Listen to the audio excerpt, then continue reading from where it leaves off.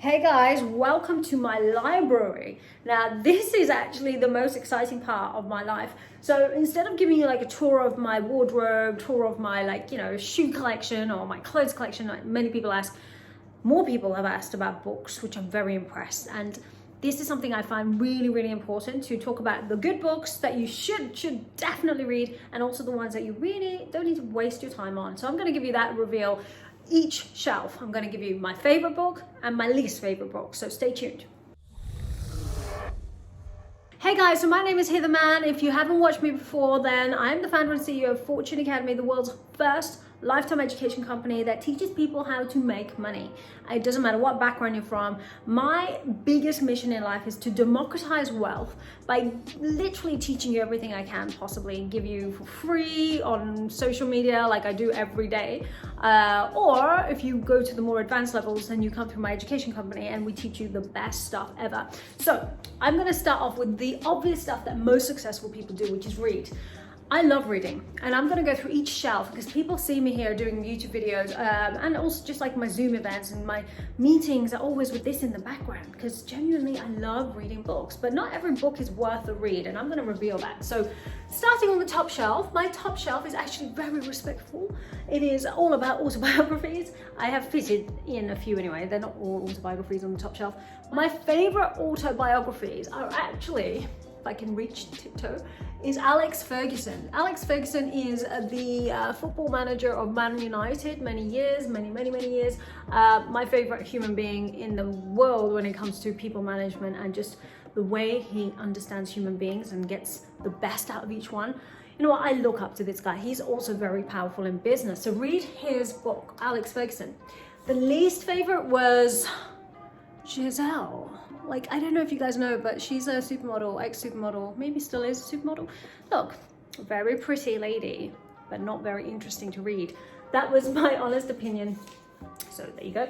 Next shelf I've got here was just like the stuff that, you know, the standard self-help books.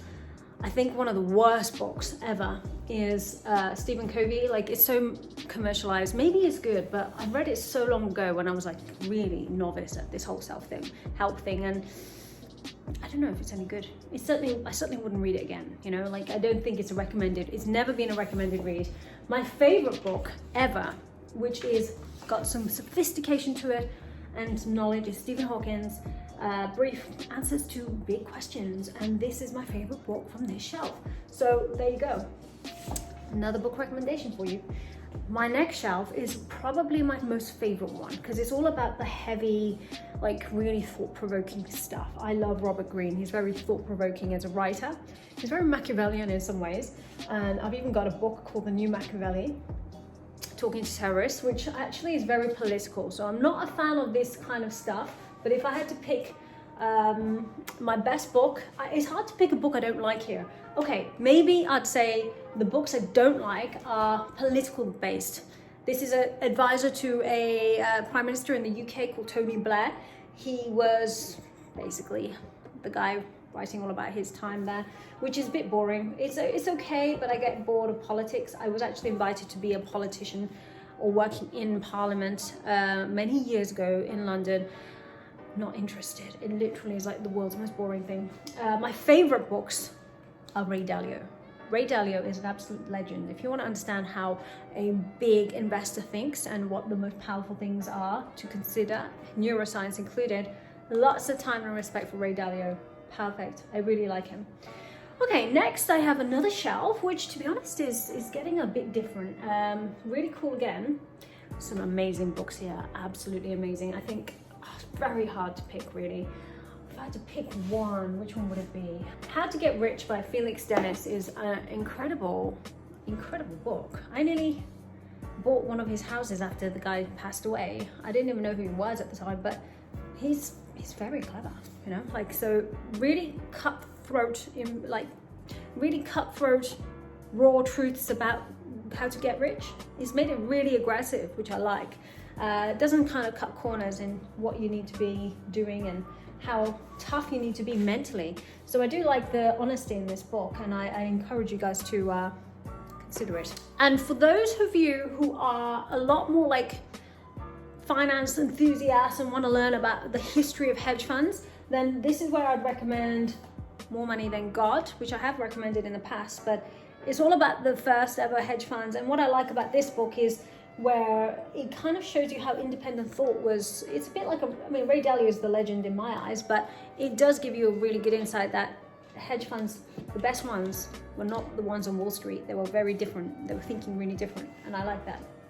Next, we have The Shelf, which is with Warren Buffett. It's got Intelligent Investor. Not an easy read, and in fact, I really don't enjoy that read. It's boring. But if I had to pick my favorite book, Grand Rules by Warren Buffett. So this is good. Read that. I think it's important for you to understand how little he actually takes control in terms of market predictions. He doesn't do that, you know. So one thing I loved about that book was he makes it really clear as an investor that you cannot predict the market. And you know, most amateurs are like, oh yeah, this is going to happen by the end of the year, the price is going to be here, and you'll be so happy to read. And I read this many years ago, that Warren Buffett thinks you're literally a fool for trying to predict the market. So kind of all you got to do is manage your risk, and then the rest will work. Obviously have an understanding of your asset class, but don't try and predict, and don't try and be an amateur. So I like that. I even have another recommended, Osho. Osho is like a bit of a spiritual deep dive. I've got like some more lighter books here, you know, something like, it's okay, but I've got like stuff like commercial law. I'm featured in this book, so that's why I've got this book, Extraordinary Women. I've got some really cool stuff, more like fun little quotes. I like this stuff here, like We Can Do It, women's awesome books for women, you know, like little quotes. I think George got me that. It's quite cute. You know, even a 10-year-old would enjoy this, you know, so I think it's really cool. But I really enjoy these little tiny books. And if I had to pick a book here, As a Man Thinketh, James Allen, right? Really cute little easy book to read. Really, really good. So get that. Now we're getting further down, and I'm on this shelf here. Okay, so next one that I think everyone should read is the obvious, right? Sun Tzu, The Art of War. Make sure you've got that in your life for obvious reasons. I also love, on a more spiritual level, so as you can see, there's a lot of finance heavy books there, but then I get a lot more spiritual here. I used to have a lot of spiritual, I used to do a lot of soul searching when I was younger, and I used to read books like this, which I love. What I know for sure from Oprah Winfrey, you need a bit of everything in your life, you know. You can't just have books on finance. I've even got the Eckhart Tolle books, which I love. Absolutely love them. I've got Ralph Waldo Emerson books. I've got Marianne Williamson, you know, like I have got this one, Gary Zukov, Heart of the Soul, Seat of the Soul. I love them. I really, really do like them, and I recommend everyone read some of those. So when I go to the very top, back up to the top here, I have got books I love. Again, some autobiographies that I think you should bear in mind. This was given by a friend of mine, Naveen Jain, who's a billionaire in San Francisco. Moonshots, good book. I've got, again, some autobiographies from football managers, because you know I do like sports, and especially competitive sport. I grew up with football in my younger years, so I do love a football manager book. I love the Reed Hastings book. My favorite book is Reed Hastings, which is the Netflix guy. So I just had to cut to get this book at the top. My favorite book is this one, No Rules Rules. And that's very hard to say. I just find it really difficult. Anyway, Netflix and the Culture of Reinvention. Reed Hastings. This is the co-founder of Netflix. Really cool, because he literally scraps every rule book that you kind of think is, as an employer, I employ people.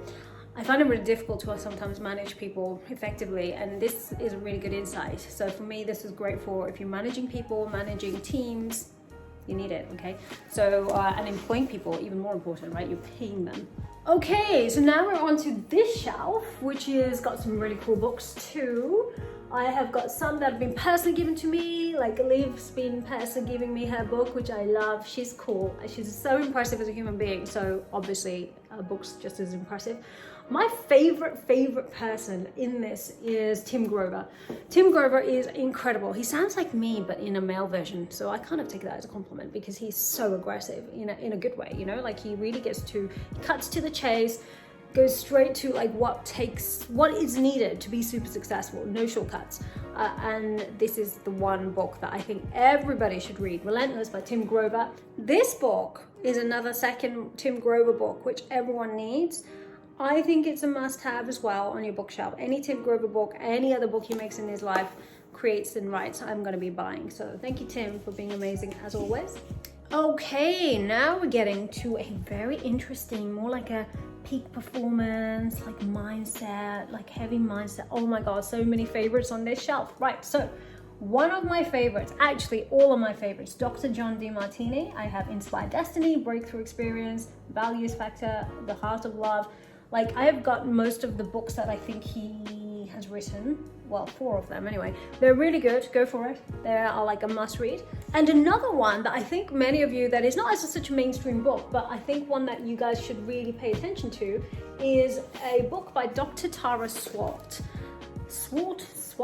don't know how to say her name, but anyway, this book is neuroscience at its finest. She's a human behavioral specialist. She's cool. I like this lady. Okay, now we go to this next shelf where I've got lots of like bigger, as you can see, like really big hardbacks. There are some really good books here. My favorite ones here are, again, Dr. Tara Swart wrote Neuroscience for Leadership. I think I did a YouTube years ago about some of my favorite books, and she was picked here. Really good for leaders. If you're managing yourself as a leader, that's how you got to think, and also managing teams. It's even worth reading once every 2 years. It's that good, you know. I would recommend every book here. You can pause and take a screenshot of this, but Brain, David Eagleman, Clever Guts Diet, The Gut, The Happy Brain. Oh, I love this. Dean Burnett is, I take it back, he's my favorite writer when it comes to neuroscience. Dean Burnett, he's got 2 books, The Idiot Brain and The Happy Brain. Love him. He's so funny as well. Next, I've got the shelf, which has Donald Trump in it. Oh my God. Donald Trump is actually a book collection. All of his books I had when I was in my 20s, way before he became the devil that everyone sees him as now. He was probably a devil then too. In fact, he was. And I've even met him in 2012 when I went to an event and I had a VIP ticket. Look, he's as crazy as he sounds and looks and everything. So, but he is relentless. He does not get broken down in many ways, and I do like the comeback king that he is, so I would recommend reading some of those. But other than that, the worst book was actually this, Tony Robbins and Money. Any Tony Robbins book, I mean, I don't know where his other books are.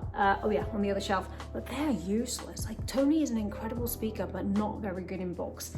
This might be okay, but it didn't really do much for me. Another favorite, well-known guy, Patrick Bet-David. This is a good book, really good book. These are trading books. Van Tharp is my only trading book guy I would read. I have met the guy, I like his thinking. I don't like trading books otherwise.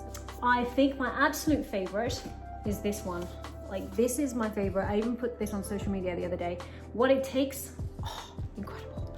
Absolutely love it. There's probably a ton of books I haven't recommended because I'm just too excited. I like so many of my books, but at least I told you which ones you shouldn't buy. And I hope this will give you an insight into what it takes to kind of master your finances. You could learn so much from books, but honestly, I wouldn't be where I am today if I didn't actually implement it and actually speak to real people. You cannot just keep your head in a book and expect to get far in life. You've got to really get out there. I use books as like a little leverage tool to then use in real life. Like, get out, use it in the real world, and enjoy the learnings you get from a book, because without implementing it, book knowledge is as useful as a book left collecting dust on your shelf. So hopefully this gave you an insight into some of the books that you could learn really cool stuff from straight away. Remember, you're not going to just take over the world by reading books. You really have to get out there, implement it, use it in real life, talk to people. I think my best things in life, how I use books, is to add knowledge. Like, it's like almost like a reconfigure of your mind, and it's like, oh my God, I've learned this, and then actually applying it. So I apply it straight away. One thing about me that makes me very effective when I learn is I can remember, I can process very quick, and I implement it and bring it into the real world really quickly, like within like real time. And I read a book yesterday, I'm implementing it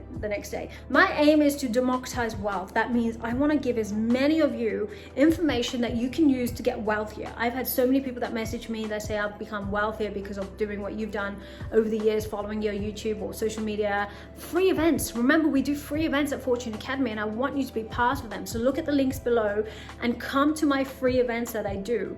And that's where you're going to get a real interaction with me. You know, what you're seeing on YouTube is amazing, but I want you to have that interaction with me where I will help you on your journey, whatever it is. This is what makes me really happy and gives me fulfillment in life. So thank you so much for listening. Follow me on social, follow me on YouTube, subscribe. But I'm going to see you in the next video, and comment below if you've got any other suggestions. Thanks so much. Bye.